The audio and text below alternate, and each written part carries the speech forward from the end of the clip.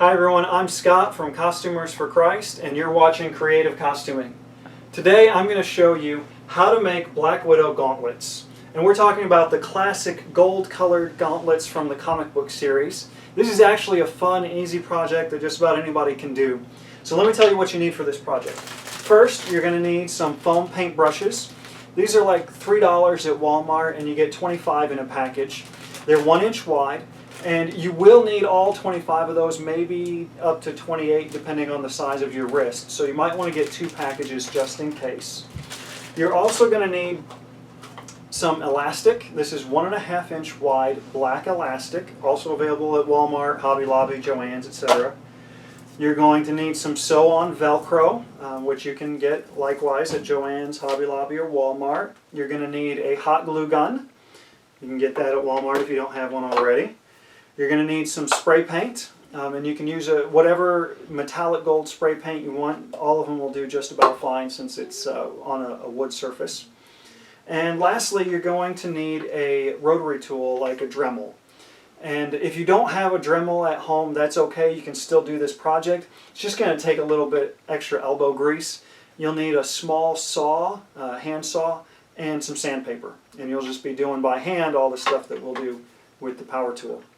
So once you've got all your materials, the first step is actually just opening up these brushes, and you're going to take this brush and you're going to pop off the top. And in doing that, you create a little hole where the brush head used to be, which is why I like using this. You could do this project if you wanted to with just like a dowel rod and then cut it to the right length. But I like using this because it has that built-in hole there, which kind of creates the effect of a barrel that Black Widow might be shooting something out of, and that just saves you a step later on. So you're going to pop the heads off of all 24 to 28 of these, and then you're ready for step 2.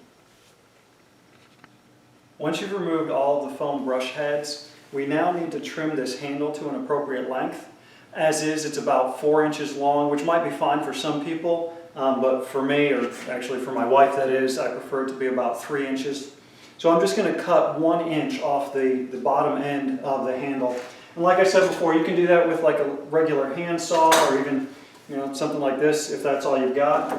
But it's going to be a lot faster and easier if you do that with a power tool. So I'm going to use the cutting tool on my Dremel. And of course you need to wear safety glasses when you're using power tools. So I'm just going to line this up at 3 inches and then cut the rest off.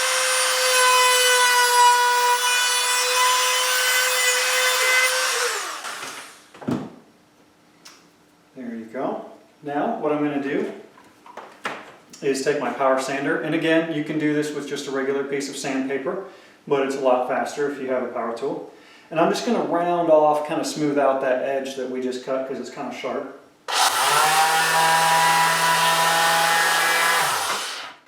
There we go. And then for the next step, I'm going to switch out the cutting tool on my Dremel for a sanding tool. And again, you can do this with a regular piece of sandpaper. It's just going to take you longer. And what I want to do is I'm going to follow this line where the print is, and I'm just going to sand it down just a little bit in order to get a wider, flatter surface. And that's not to get rid of the print there, but it's actually so that we have a wider, flatter surface when we glue this onto the elastic later on.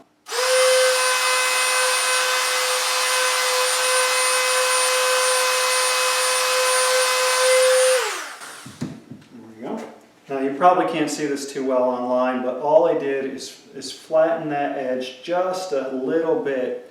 And again, that's just so that we have a better surface to glue later on. You're going to go through and you're going to do the exact same thing to all 24 to 28 of these little dowels, and then you're ready to paint.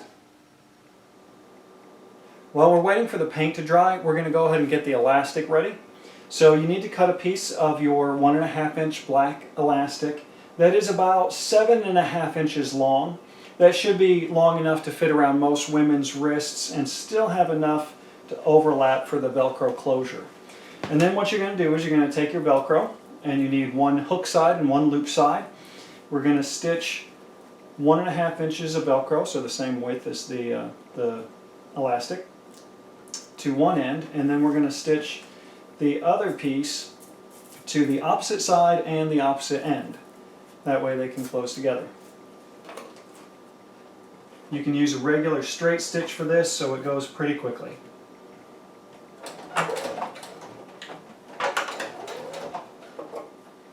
Alright, once you've done that for both of your elastic straps and your paint is all dry, you'll be ready to glue the ampules onto the elastic strap.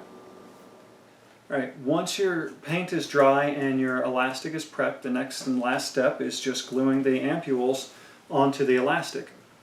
So what we're going to do is take your hot glue gun and just draw a simple straight line right next to the Velcro, and then make sure that you press firmly as you put the ampule on, and then do the same thing right next to it. Again, press firmly.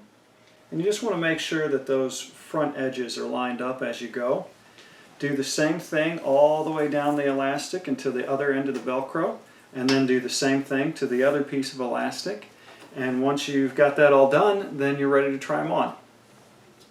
Hi everyone. As you can see, Scott has finished up my new Black Widow gauntlets, so I'm ready to go fight off Hydra, or go to a comic book show. If you have any questions, feel free to ask them in the comment section below. And please subscribe, because Scott has some awesome tutorials coming up. In our next video, Scott is going to teach you how to make a spandex cowl for characters like the Flash or Captain America. Also, if you're interested at all in seeing how to make this belt, please let us know below. And in the meantime, thanks for watching, God bless, and happy costuming.